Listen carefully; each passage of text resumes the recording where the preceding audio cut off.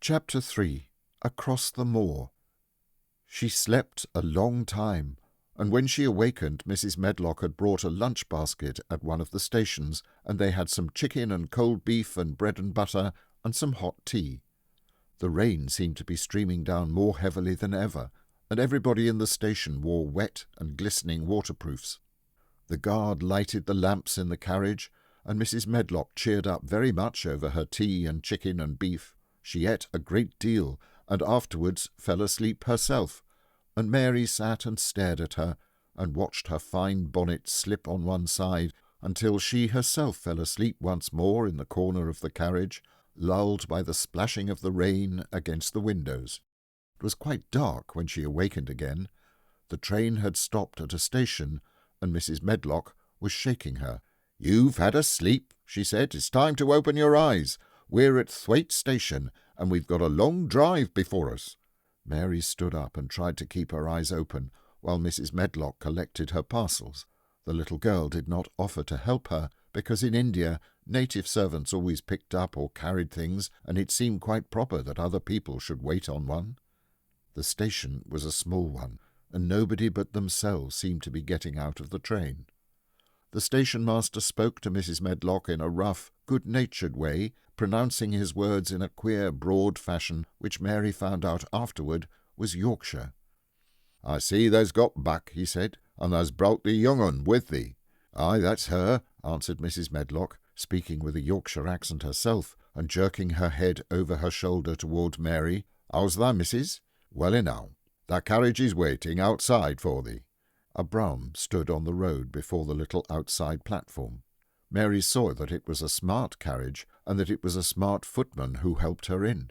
His long waterproof coat and the waterproof covering of his hat were shining and dripping with rain, as everything was, the burly station-master included. When he shut the door, mounted the box with the coachman, and they drove off, the little girl found herself seated in a comfortably cushioned corner. But she was not inclined to go to sleep again. She sat and looked out of the window, curious to see something of the road over which she was being driven to the queer place Mrs. Medlock had spoken of. She was not at all a timid child, and was not exactly frightened, but she felt that there was no knowing what might happen in a house with 100 rooms nearly all shut up, a house standing on the edge of a moor. "What is a moor?" she said suddenly to Mrs. Medlock.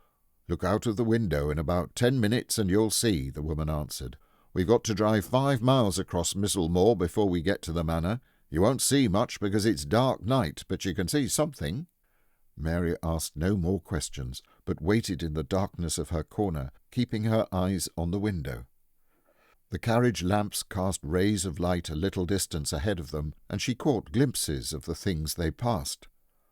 After they'd left the station, they'd driven through a tiny village, and she'd seen whitewashed cottages and the lights of a public house. Then they'd passed a church and a vicarage, and a little shop window or so in a cottage with toys and sweets and odd things set out for sale. Then they were on the high road, and she saw hedges and trees. After that there seemed nothing different for a long time, or at least it seemed a long time to her. At last the horses began to go more slowly, as if they were climbing uphill, and presently there seemed to be no more hedges and no more trees. She could see nothing, in fact, but a dense darkness on either side. She leaned forward and pressed her face against the window, just as the carriage gave a big jolt. "We're on the moor now, sure enough," said Mrs. Medlock. The carriage lamps shed a yellow light on a rough-looking road, which seemed to be cut through bushes and low-growing things, which ended in the great expanse of dark apparently spread out before and around them. A wind was rising and making a singular wild, low, rushing sound. It's not the sea, is it?" said Mary, looking round at her companion. "No, not it," answered Mrs. Medlock. "Nor is it fields nor mountains. It's just miles and miles and miles of wild land that nothing grows on but heather and gorse and broom, and nothing lives on but wild ponies and sheep." "I feel as if it might be the sea, if there were water on it," said Mary. "It sounds like the sea just now." "That's the wind blowing through the bushes," Mrs. Medlock said. It's a wild, dreary enough place to my mind, though there's plenty that likes it, particularly when the heather's in bloom." On and on they drove through the darkness, and, though the rain stopped, the wind rushed by and whistled and made strange sounds. The road went up and down, and several times the carriage passed over a little bridge beneath which water rushed very fast with a great deal of noise. Mary felt as if the drive would never come to an end, and that the wide, bleak moor was a wide expanse of black ocean through which she was passing on a strip of dry land.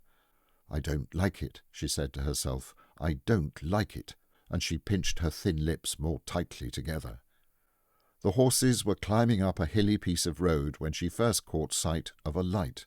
Mrs. Medlock saw it as soon as she did, and drew a long sigh of relief. "I'm glad to see that bit of light twinkling," she exclaimed. "It's the light on the lodge window. We shall get a good cup of tea after a bit, at all events." It was after a bit, as she said, for when the carriage passed through the park gates there was still 2 miles of avenue to drive through, and the trees, which nearly met overhead, made it seem as if they were driving through a long dark vault. They drove out of the vault into a clear space and stopped before an immensely long but low-built house which seemed to ramble round a stone court.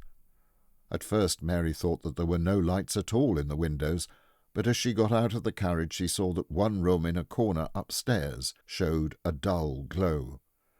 The entrance door was a huge one made of massive, curiously shaped panels of oak, studded with big iron nails, and bound with great iron bars. It opened into an enormous hall, which was so dimly lighted that the faces in the portraits on the walls and the figures in the suits of armour made Mary feel she did not want to look at them. As she stood on the stone floor, she looked a very small, odd little black figure, and she felt as small and lost and odd as she looked. A neat, thin old man stood near the manservant who opened the door for them. "You are to take her to her room," he said in a husky voice. "He doesn't want to see her. He's going to London in the morning." "Very well, Mr. Pitcher," Mrs. Medlock answered. "So long as I know what's expected of me, I can manage." "What's expected of you, Mrs. Medlock," Mr. Pitcher said, "is that you make sure he's not disturbed, and that he doesn't see what he doesn't want to see." And then Mary Lennox was led up a broad staircase and down a long corridor and up a short flight of steps and through another corridor and another until a door opened in a wall and she found herself in a room with a fire in it and a supper on the table. Mrs. Medlock said unceremoniously, "Well, here you are. This room and the next are where you'll live, and you must keep to them. Don't you forget that." It was in this way Mistress Mary arrived at Misselthwaite Manor, and she had perhaps never felt quite so contrary in all her life.